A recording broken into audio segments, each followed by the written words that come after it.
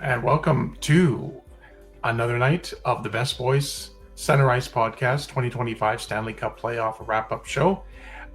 It's going to be night two of the second round of the playoffs. A couple of games tonight. One in Washington against Carolina, and then the Oilers in Vegas. Before we get started, we're going to just say thank you very much to everybody who has watched and viewed the past shows, and you can get all the shows.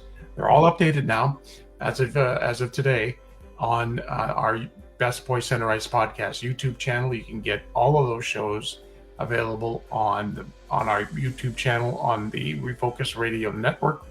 You can also find Shemaya Reed's I Am Refocused Radio on there, as well as Sweep the League with Rudy Campos Jr. Rudy taking care of the NBA for us. And we take care of the Stanley Cup playoffs as they're on simultaneously, as they always do. But tonight, we were for a couple of games. Carson is joining me, of course, and we'll start with the first game tonight: Carolina in Washington against the Caps, and Carolina owned that game. Oh yeah, definitely, Carolina definitely owned the game. It was close. All the way through. We both kind of said that we thought Washington wasn't going to have the complete. I thought Carolina. I had Washington winning this game tonight. I thought they were going to win it. Yeah, and it just didn't work out that way. Carolina or Washington had more of the firepower, but in the end, it was 1-1. No scoring in the first period. Both teams traded goals in the second and third period. Yep. And then we go into overtime, right? And I had already switched over because they had switched over the Oilers game, Oilers Vegas game.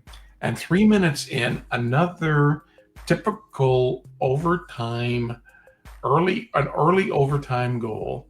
A shot from the point from Jacob Slavin that found its way through. It didn't hit anybody. It just was a shot from the point that should have been stopped, and it went through. And now all of a sudden, Carolina did what they needed to do. They got the first win in that series and take home ice away from Washington. Yep, and then I'm going to see if this works. I'm going to try something else that we haven't tried with this updated version of StreamYard, but I'm going to try to pull up a screen share of the final stats from that game. Okay. And all in all, really good game. But yeah, Carolina outplayed. Can you see it? All right, so there's the stats. I know they're pretty tiny. Let me try to see if I can zoom it. If not, we'll go ahead and read those as we have them. For right now, I'll work on that for next time. But as we have it on this, let's take a look and see. Okay. So I don't think I'll be able to change that. But anyways, we'll go back to where we were. All right. So stats as they go. So the Canes won this game 2-1 in overtime. As Dad said, Jacob Slavin scores the game winner. So in this game, the Carolina Hurricanes, you look at here, I know it's a bit tiny, but the Canes dominated this game. I mean, pretty much from head to toe. They outshot Washington by more than a 2-1 margin in this game. And Carolina had 34 shots, Washington had 14. So that's nearly double.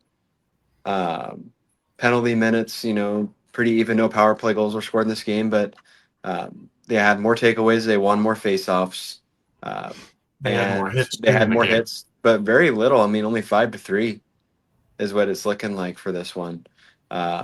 So, I mean, just a dominating win for Carolina to take game one, especially on the road in Washington, division rival team. That's the way you start it right there. So good on them to get that done. Big win for them, and they lead in this series 1-0 right now. And then what I'm going to do while you're going forward. It's like if you're Washington, you're not going to win a hockey game only having 14 shots on net. Nope. You know, they had 5 in the first, 6 in the second, and three in the third. Yeah, that's not going to work. You're not gonna beat a team like Carolina. You're not going to beat anybody, but especially a team like Carolina when you're only having 14 shots on net. So you look ahead to game 2. You know Washington's going to come out, and they don't want to go down 0-2 and lose their first 2 games at home. So you know they're going to play tough. But Carolina's got, okay, you know what? We came here with what we wanted. We want more. We want to go back to Raleigh with a 2-0 lead on the number 1 team in the East. Absolutely. And I'm still pushing Carolina on this one. I really think they can win that second game in Washington. It's going to be could be another close one. But if Washington doesn't double their shot total, at least double their shot total, they're in trouble. Win this game. They're in trouble. Big trouble. All right, so then we move on to again. We don't have to talk about this one. Oh yeah, we do. All right, Edmonton Oilers, Las Vegas Golden Knights. Last time they played 2 years ago, in the second round, and it went to 6 games.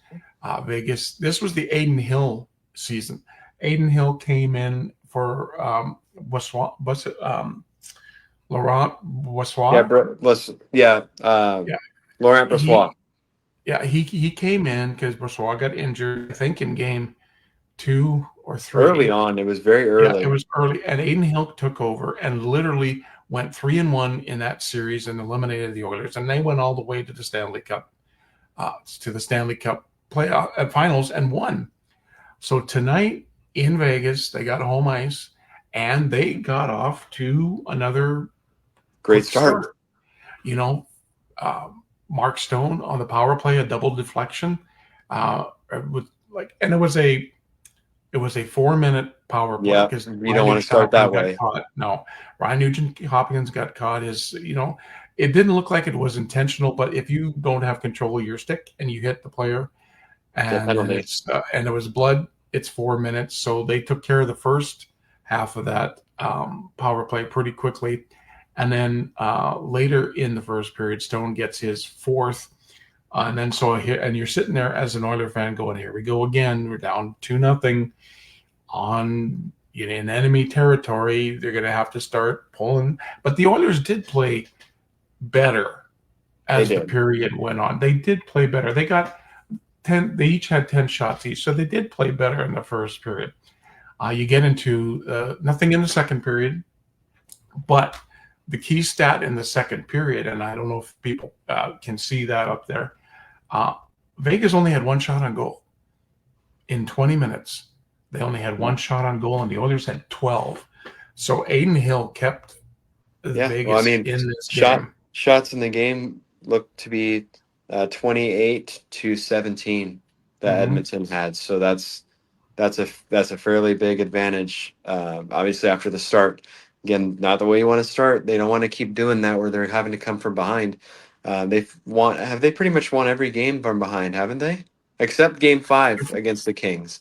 That game they did come from behind in that one. Didn't LA score first in that game? I think and then Kuzmenko got a power play goal, and then the Oilers scored 3 straight. So they've come from behind every time. Every time they've five wins in a row. And I forgot to mention Corey Perry did get a goal later in the first period. So they went into the second period 2-1 Vegas, and the Oilers just kind of took over the second period. And then third period comes along, and here's Vegas. They have to start pushing because they did nothing in the second period, and the Oilers come back with 3 unanswered goals. Leon Draisaitl early, which tied the game with 57 seconds. It's just one of those, it was the puck went over the net. Draisaitl banked it off of Aiden Hill's backside, and it went in. So it's one of those kind of goals, which is, may not be a fancy goal, but it's a goal that the Oilers will take any day of the week. And then so it was looking like, probably going to go to overtime. And then Zach Hyman came up at about 3 minutes. 3 minutes and 2 seconds left. Yeah. And made it 3-1. And then a play that you mentioned, and we'll talk about it here, Connor Brown got the insurance goal with about a minute 45 left. And you were saying, yeah, he went in and did. He got himself a breakaway. He could have just dumped the puck in, and then because you know what, more than likely they were going to pull Hill, and then they would have had the empty net. But he went in and just made a fantastic move on Hill to score the fourth goal. But yeah, you were saying to me he could have easily dumped that puck in, but said no, I'm going. Yeah, he could have. And Connor Brown, I know last year he had a very tough year, but he's got some jump. He can get there. He's got some moves too. So, and he's already got, now that's his fourth goal of the playoffs. And the Oilers put it away. Calvin Pickard was there again. There's nothing he could have done on the first goal. On the power play, was a tip, and he probably should have gotten the second goal on Mark Stone. But he, again, is a player that doesn't let it get him rattled. And he just made stops when he needed to make stops. Like he wasn't busy in the second. So that's always a concern. Are you going to go cold in the third period? But he didn't. And the Oilers hold, and they win for the first time. They win game one of a series in I can't remember how long it's been, since 2023 maybe, that they won the first game of a series.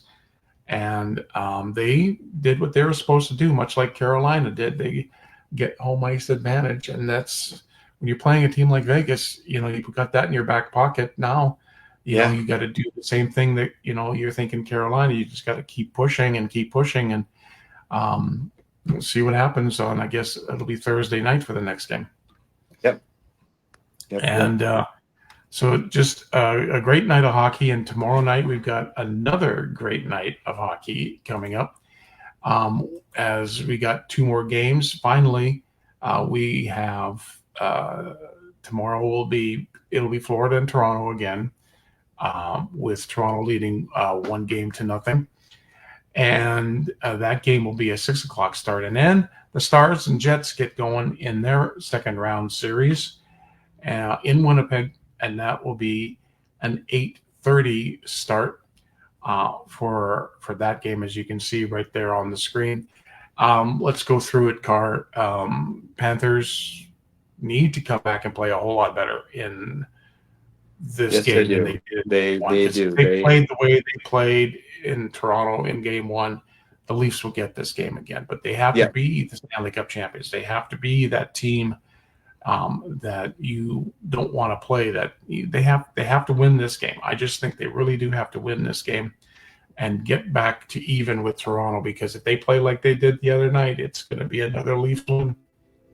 Yeah, I mean it's going to be a tough game. They have to be ready from the start, and much like the Leafs are going to have to do the same thing. Be ready from the start. Because again, Florida wins this game, and it's fine. They go back home, and they got home ice back.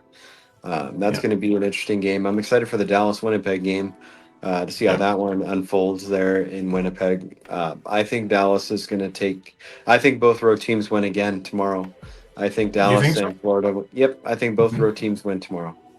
Yeah, because I think Winnipeg has gone through a lot in the last couple of days. The highs and lows, obviously, of almost being eliminated, and then all the extra energy they had to put into that game just to get it done. I don't know. The only thing I can think of that could be a challenge is how Dallas had to probably travel decent ways last minute, because the game was over on the 4th, and now they're having to fly up to Winnipeg, get a practice or two in, and be ready. So that's going to be a good game. But yeah, I have both road teams winning tomorrow. Yeah, I do too. So we'll be on the air probably about the same time tomorrow. Yep. Between 11 and 11:30, depending on overtime, of course. Gosh. And we'll wrap things up. So again, tonight, Carolina beats Washington, take a 1-0 series lead, and Edmonton beats Vegas to take a 1-0 series lead in that one. So we had both road teams winning tonight, and we're saying both road teams are going to win tomorrow night. And you can always get the Best Boys Center Ice Podcast 2025 Stanley Cup Playoff wrap-up shows on YouTube, usually the next day. And you can get it on Spreaker as well for the audio part of it, Spreaker.com. And we try to update the TikTok as well. But again, we'll be on tomorrow night after the Jets Stars game, whenever that ends. Carson, always great to hear your insight, and I love the new graphics that we have and everything that you're able to do. He's doing the magic behind everything. I just sit here and he makes everything look good. Yeah. All right, so we're gonna wrap up the show for tonight, and in the meantime, and in between time, everybody have a great hockey night. Oh yeah, bye. Bye, son.